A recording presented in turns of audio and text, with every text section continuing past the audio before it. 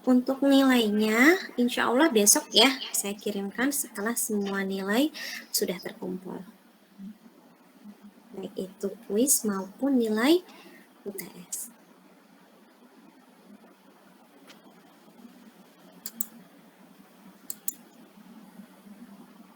Baik, jadi ranah untuk psikologi klinis sudah disampaikan juga ya oleh teman kita bahwa memang ranahnya lebih psikologi komunitas ranahnya lebih pada kesehatan mental seperti itu. Nah, ini adalah pengertian dari psikologi komunitas. Apakah kelihatan untuk PPT-nya?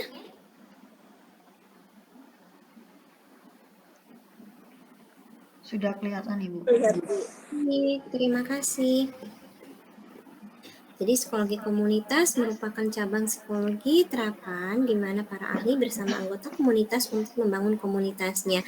Yang dimaksud dengan komunitas di sini berarti memiliki kepentingan dan perjuangan yang sama, memiliki faktor-faktor sosial dan demografis yang sama, memiliki jaringan komunikasi dan struktur serta interaksi organisasional. Sehingga bisa dikatakan bahwa psikologi komunitas ini adalah upaya psikologis dalam membantu individu yang mendapatkan gangguan dan lingkungan sosialnya, sehingga fokusnya adalah pada permasalahan-permasalahan kesehatan mental di suatu komunitas.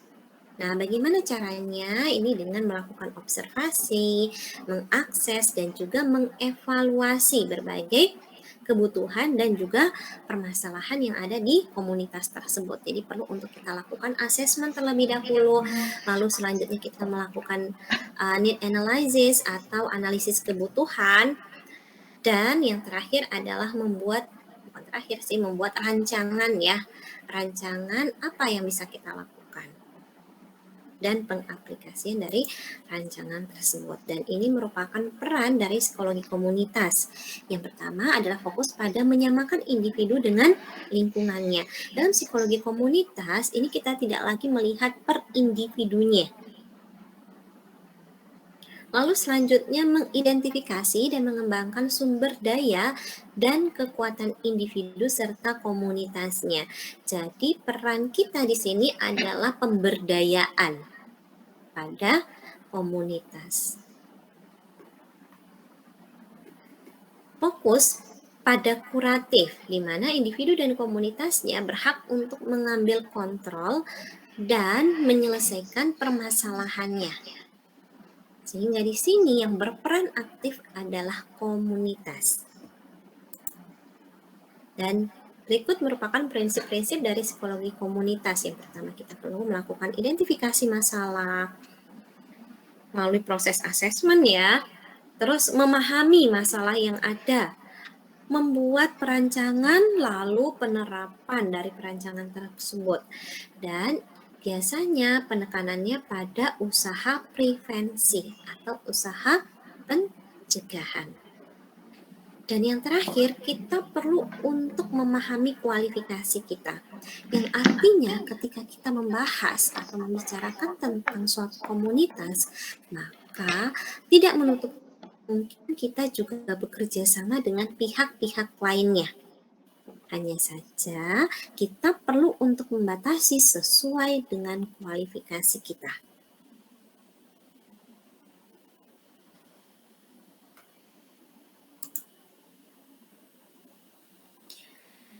Nah, berikut contohnya. Kalau yang di area putih ini adalah permasalahan individu atau permasalahan komunitas menurut kalian?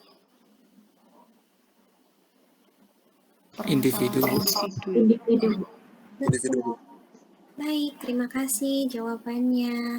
Benar bahwa di area putih ini adalah permasalahan individu yang bisa saja akhirnya bisa disebabkan oleh lingkungan atau bisa memberikan pengaruh pada lingkungannya. Oh, ada individu yang mengalami stres, depresi, atau mengalami gangguan psikotik. Akhirnya yang terjadi apa? Wah, dia ini sukanya ngelempari rumah warga, sukanya ngamuk ke warga.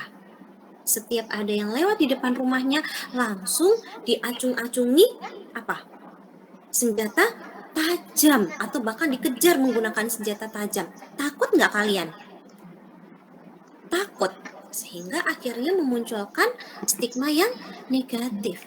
Biasanya di sini bukan lagi individu ini saja yang akhirnya mendapatkan stigma negatif dari masyarakat, tapi juga keluarganya. Akhirnya keluarganya dijauhi karena dianggap memiliki anak yang bermasalah tadi. Akhirnya keluarganya merasa terintimidasi, anak tersebut juga akhirnya diapakan? Dipasung, dimasukkan ke dalam kandang ayam, dimasukkan ke dalam ruangan tersendiri, dan lain sebagainya. Yang akhirnya saat ini itu sudah menjadi permasalahan bukan hanya di lingkup mikrosistem, tapi akhirnya sudah masuk pada lingkup makrosistem. Akhirnya banyak nih, akhirnya peneliti-peneliti. Kok sampai sekarang ini masih banyak ya penderita gangguan psikotik yang mereka ini masih dipasung kayak gitu. Dan akhirnya jadi area penelitian juga, dan akhirnya menjadi area kajian juga nih ya, mungkin ke kebijakan juga. Oh ternyata selama pandemik ini bukan hanya satu orang loh yang mengalami stres gitu, bukan hanya satu orang loh yang mengalami kecemasan, ternyata banyak juga yang mengalami kecemasan dan lain sebagainya. Satu sisi mereka tidak mampu untuk mengakses, kebingungan untuk mengakses informasi tentang apa yang mereka alami, sehingga akhirnya pemerintah juga mungkin sudah mulai turun tangan terkait dengan hal tersebut. Terus juga HIMSI gitu ya, HIMSI selaku organisasi psikologi di Indonesia juga akhirnya ikut memberikan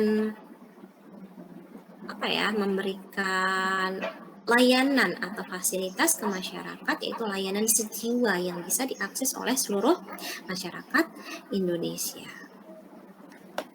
untuk mendapatkan tadi penanganan terkait dengan permasalahan kesehatan mental mereka. Nah, ini gambaran secara lebih jelasnya ya.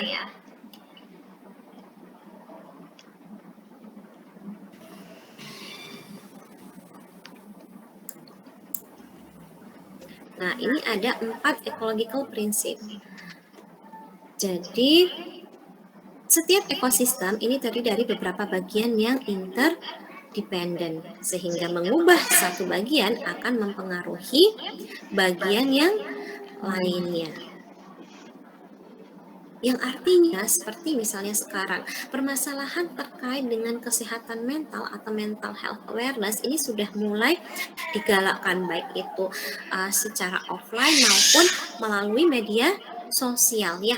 Akhirnya masyarakat pun juga sudah mulai memperhatikan terkait dengan kesehatan mental mereka. Akhirnya banyak masyarakat yang memahami bahwa ternyata dipasung itu tidak menyelesaikan masalah bagi penderita gangguan psikotik gitu, sehingga banyak juga yang akhirnya masyarakat sendirilah yang akhirnya melaporkan adanya kejadian misalnya di tempat tinggal mereka yang ada masih dipasung seperti itu, atau misalnya ada nih teman-teman tetangga mereka atau kerabat mereka yang mengalami gangguan psikotik, akhirnya dilaporkan ke misalnya dinas sosial, sehingga dari dinas sosial akhirnya ditindaklanjuti ke RSJ dan lain sebagainya. Dan ekosistem dapat dipahami dengan mengidentifikasi apa sumber daya telah digunakan dan mempengaruhi kesejahteraan individu dan level ekosistem lain yang melakukan adaptasi terhadap lingkungannya, sehingga yang namanya ekosistem ini akan bersifat dinamis. Dan ini merupakan konsep prevensinya ya, jadi ada primary prevention, secondary, dan juga tertiary prevention. mungkin bisa dipahami terlebih dahulu terkait dengan konsep dari primary, secondary, dan juga tertiary. Kalau yang tertiary itu berarti sudah terjadi. Kalau yang primary ini belum terjadi, sehingga perlu untuk dicegah terlebih dahulu mumpung belum terjadi.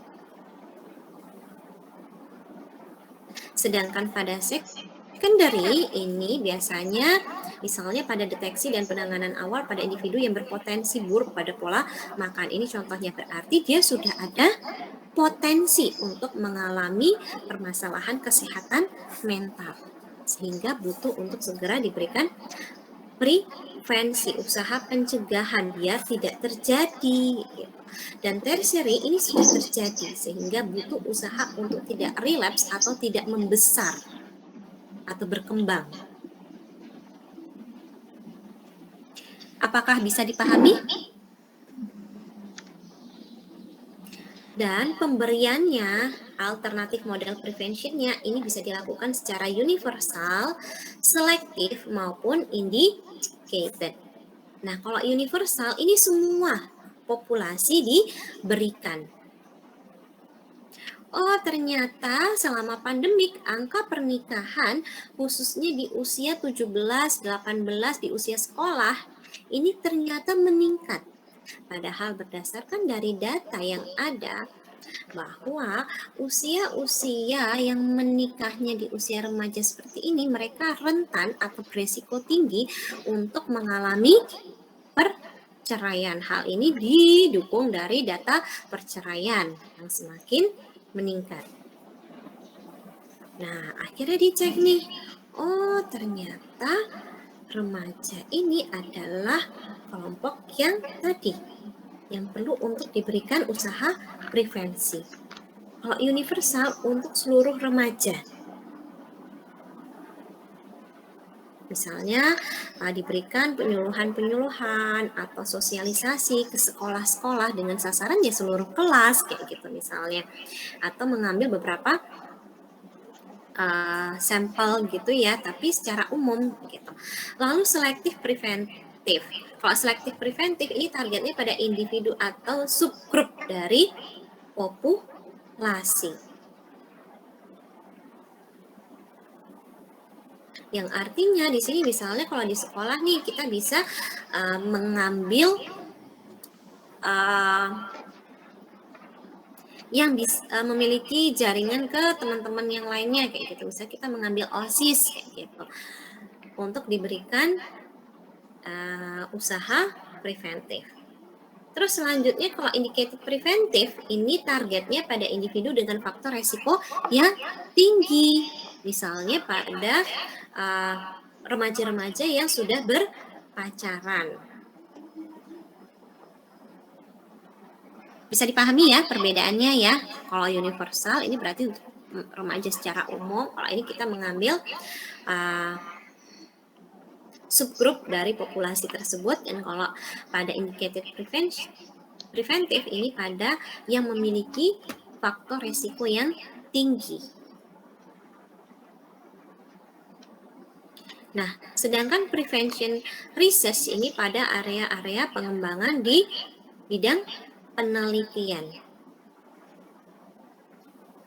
Yang pernah kami lakukan dalam KJF psikologi kesehatan, KJF kesehatan mental ini juga pernah bekerja sama dengan salah satu puskesmas yang ada di Malang Raya ya. Karena apa? Ternyata data dari puskesmas tersebut banyak angka pasien yang mengalami penyakit menular seksual. Kok angka penyakit menular seksualnya tinggi gitu, dan ternyata angka ini didominasi di usia remaja. Nah, akhirnya berdasarkan dari data asesmen yang kami peroleh, akhirnya kita masuknya ke bekerja sama dengan sekolah-sekolah yang ada di wilayah atau cakupan dari puskesmas tersebut. Nah, sehingga kami mendata kembali dari sekolah-sekolah tersebut dan akhirnya dilakukanlah program psikoedukasi. Ya, kami merancang program psikoedukasi yang sasarannya pada siswa baik itu tingkat SMP, sekolah menengah ya, khususnya di sekolah menengah, SMP, SMA, dan juga SMA yang ada di wilayah dari cakupan puskesmas tersebut. Di situ kita memberikan pembekalan psikoedukasi mengenai berpacaran yang sehat, kesehatan reproduksi, dan juga kalau misalnya nih kalian di sekolah lebih nyaman untuk cerita ke teman atau cerita ke guru sih, khususnya ke guru BK terkait dengan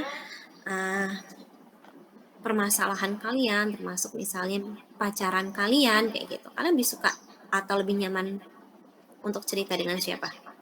Ke guru atau ke teman?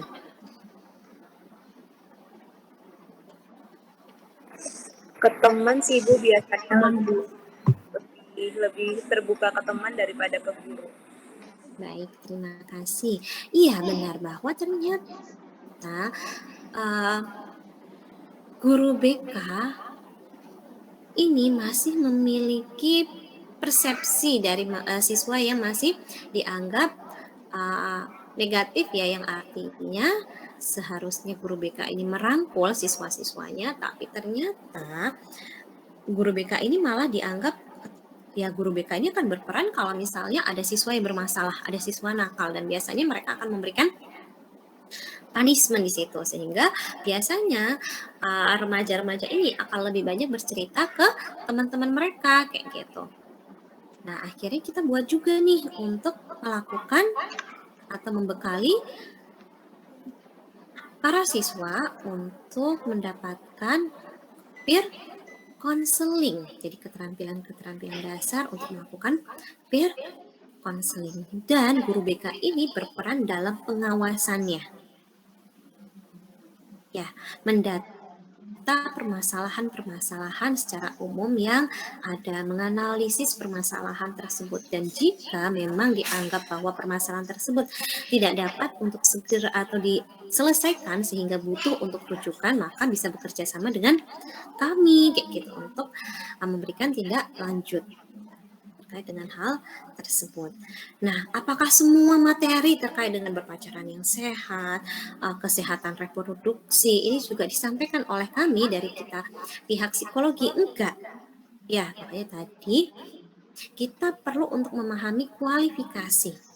Kesehatan reproduksi ini kami bekerja sama dengan pihak puskesmas, sehingga pihak puskesmaslah yang memberikan materi atau sosialisasi terkait dengan kesehatan reproduksi, khususnya dari aspek biologis atau dari aspek fisiknya. Dan kami dari psikologi ini memberikan kajian tentang edukasi atau kesehatan reproduksi atau edukasi seksual ini dari kajian psikologisnya. Ya, sasarannya siapa di sini? Sasarannya kami bekerja sama dengan pihak OSIS yang ada di sekolah tersebut, sehingga para OSISnya ini kami latih untuk memberikan konseling sebaya.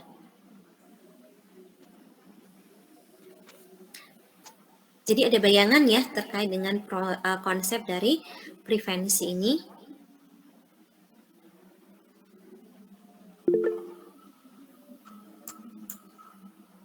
Dan ini 4 konsep kunci SPEC ya. Ada strength, prevention, empowerment, dan changing community condition. Nah, pertama adalah strength. Jadi fokus pada kekuatan dan kompetensi. Jadi tidak fokus pada kelemahan apa sih yang ada di komunitas tersebut. Tapi kita juga melihat pada kompetensinya, potensi-potensi yang masih dimiliki oleh komunitas tersebut. Sehingga lebih mengacu pada promosi kesehatan masyarakat, kesehatan mental masyarakat, pengembangan individu dan juga komunitas. Adanya usaha prevention atau pencegahan agar efektif dan efisien, maka intervensi komunitas dilakukan sebelum masalah berkembang.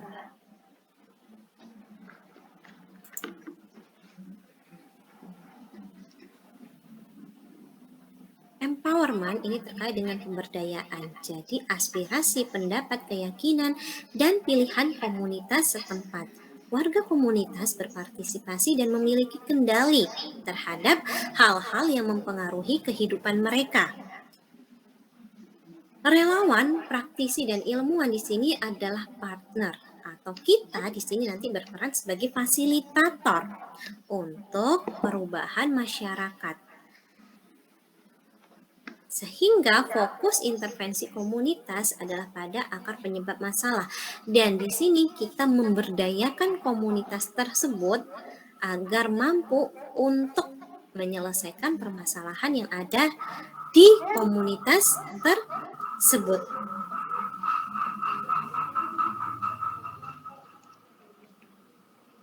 Sehingga kayak misalnya tadi, bukan lagi kita memberikan pendampingan per individu pada misalnya pasien-pasien yang mengalami penyakit menular seksual, tapi kita masuknya pada komunitas di remajanya. Yang artinya di sini kita memberikan keterampilan mereka untuk melakukan peer counseling dan harapannya proses ini juga terlaksana kayak gitu di masing-masing sekolah yang kami dampingi. Nah, selain misalnya nih contoh tersebut gitu, misalnya ya, ada juga yang pernah dilakukan misalnya di suatu desa ya, kampung gitu, ternyata berdasarkan hasil asesmen itu sampai ada warganya, beberapa warganya sampai meninggal dunia karena penyalahgunaan zat. Jadi mereka suka untuk minum-minum khususnya yang oplosan. Dan itu juga didukung dari data-data di puskesmasnya juga bahwa ternyata memang banyak nih warga-warga yang menyalahgunakan zat itu, banyak yang mabukan dan lain sebagainya. Dan kalau dilihat dari usianya, mereka ini masih di usia remaja akhir dan dewasa awal. Nah, akhirnya kami datang ke perangkat desa yang lingkupnya lebih kecil lagi. Terus didapatkan informasi bahwa ternyata memang remaja desa di situ ini banyak yang menganggur, yang artinya usia mereka sebenarnya usia produktif, dan mereka sudah lulus, itu biasanya lulusannya di lulusan SMP dan lulusan SMA, hanya saja mereka tidak bekerja. Nah, akhirnya kita melakukan FGD juga nih, ya kan, dengan kelompok remaja tersebut.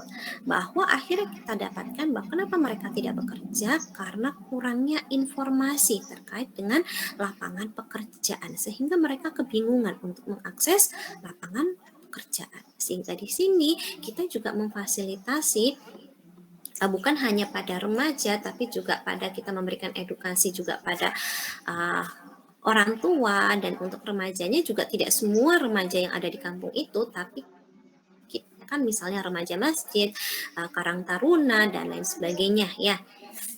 Yang mana akhirnya di situ diperolehlah suatu kesepakatan bahwa pihak desa atau kampung akhirnya bersedia untuk memfasilitasi adanya layanan papan pengumuman informasi. Gitu, termasuk salah satu informasi yang diperoleh di situ adalah akses informasi terkait dengan lowongan pekerjaan. Di sini juga kami memberikan informasi dinas-dinas terkait yang bisa memberikan keterampilan pada warga, khususnya pada yang tadi usia produktif tapi masih menganggur, sehingga setidaknya mereka mengakses layanan fasilitas tersebut, sehingga mereka bisa menambah keterampilan para remaja maupun yang tadi dewasa awal yang masih menganggur. Gitu. Jadi kita akhirnya juga bekerja sama dengan dinas-dinas terkait di situ kayak gitu, yang akhirnya harapannya bisa memberdayakan para pemuda-pemuda di desa tersebut gitu, sehingga permasalahan terkait dengan lapangan pekerjaan dan penggunaan pemanfaatan waktu luang ya. Waktu luang ini karena tadi kenapa kok mereka mabuk-mabukan ya, karena siang nggak ada kerjaan, pagi nggak ada kerjaan, malam nggak ada kerjaan.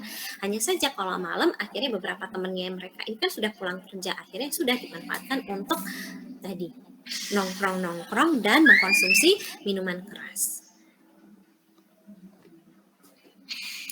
Dan hal ini juga ternyata kalau dilakukan FGD dengan pihak orang tua, mereka ini memang memiliki, karena ya tadi ya orang tua dari pagi mereka ini sudah turun kayak gitu, turun ke sawah mencari nafkah dari pagi, baru pulang itu menjelang maghrib kayak gitu. Sehingga yang terjadi pengawasan terhadap anak-anaknya juga masih minim.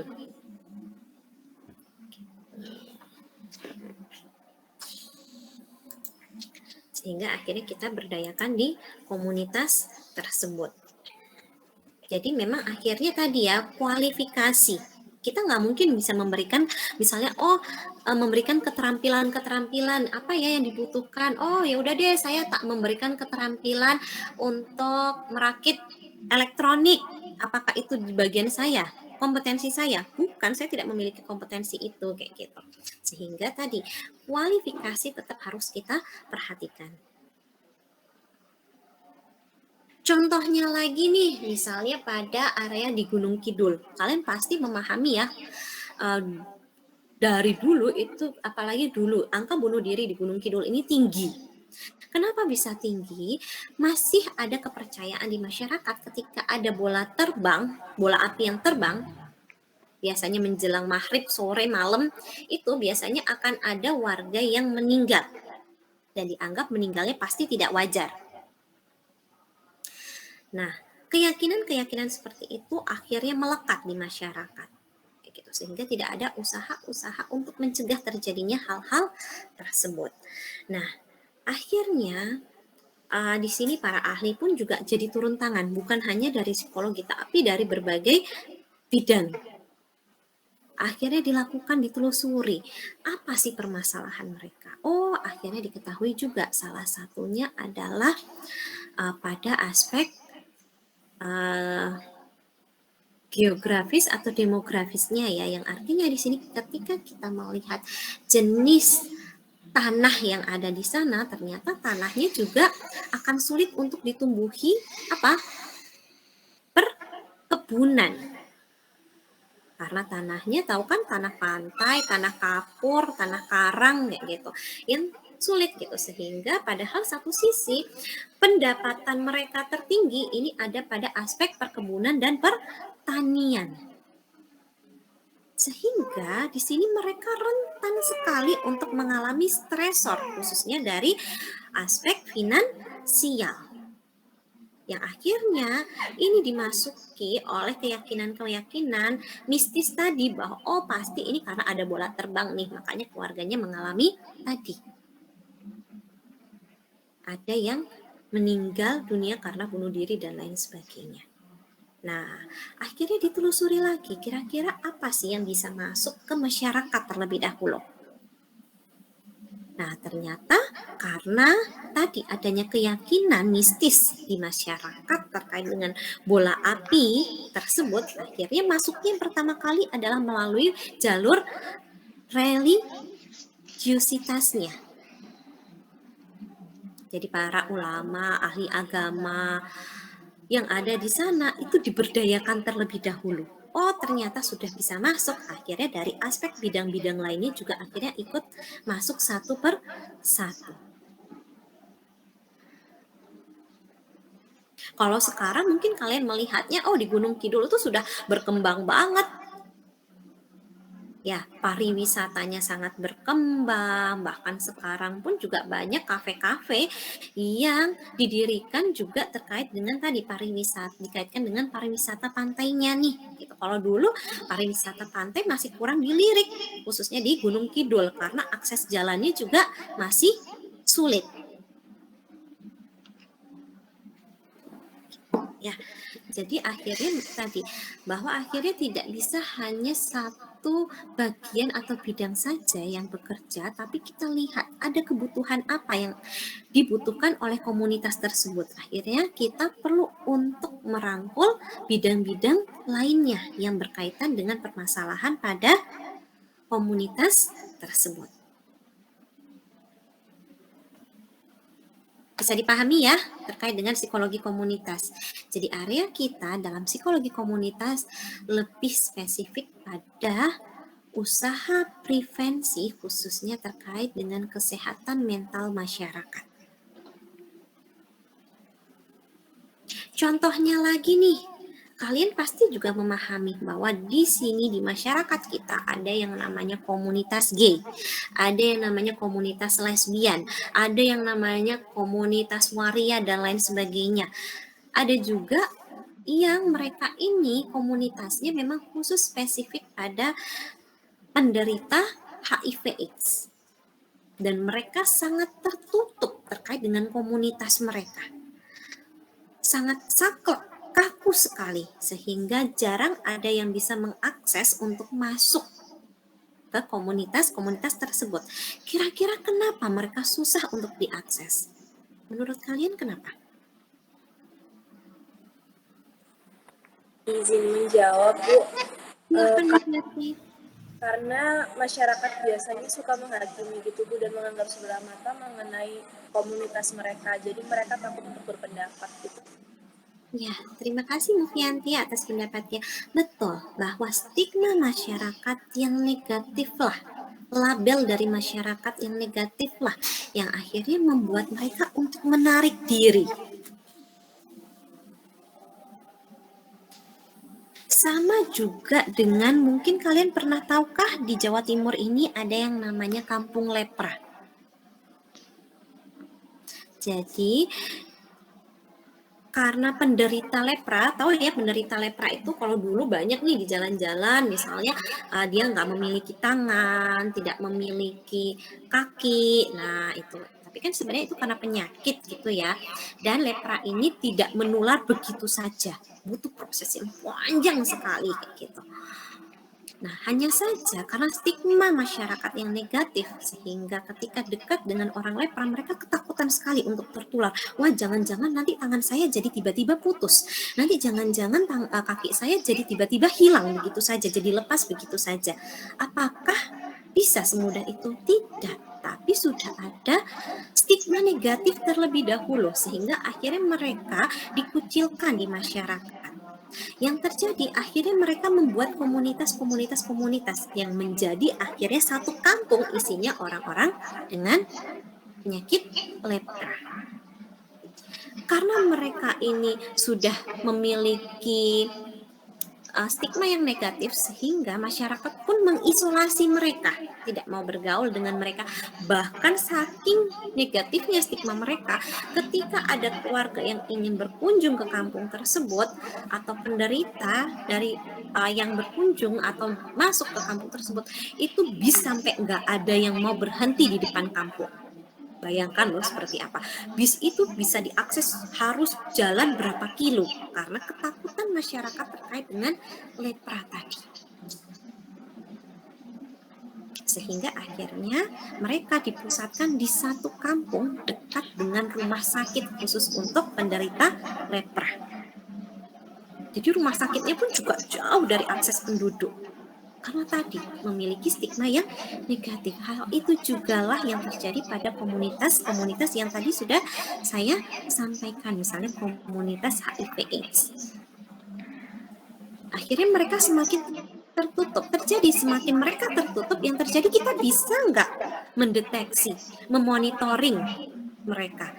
Nggak bisa. Akhirnya terjadi apa? Perilaku seksual dengan berganti pasangan akhirnya sering terjadi dan akhirnya menularkan HIV/AIDS pada orang lain lagi.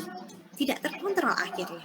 Karena tadi kita tidak mampu untuk mendeteksi, tidak mampu untuk memonitoring karena saking tertutupnya komunitas tersebut. Sehingga perlukan akhirnya bekerja sama dengan berbagai pihak agar akhirnya bisa masuk ke komunitas tersebut, yang akhirnya di situ kita tidak hanya memberikan psikoedukasi bagi penderita, tapi kita juga bisa misalnya bekerja sama dengan layanan kesehatan publik untuk memberikan penyuluhan terkait dengan tadi ya, berhubungan seksual yang seperti apa sih yang aman buat mereka. Terus kalau misalnya itu bisa nggak sih menularkan pada bayinya juga kayak gitu dan lain sebagainya. Terus juga memberikan tadi pemeriksaan kontrol rutin karena mereka ini kan harus meminum obat secara terus menerus untuk menstabilkan daya tahan tubuh mereka. Begitu mereka drop, maka bisa mudah untuk terinfeksi.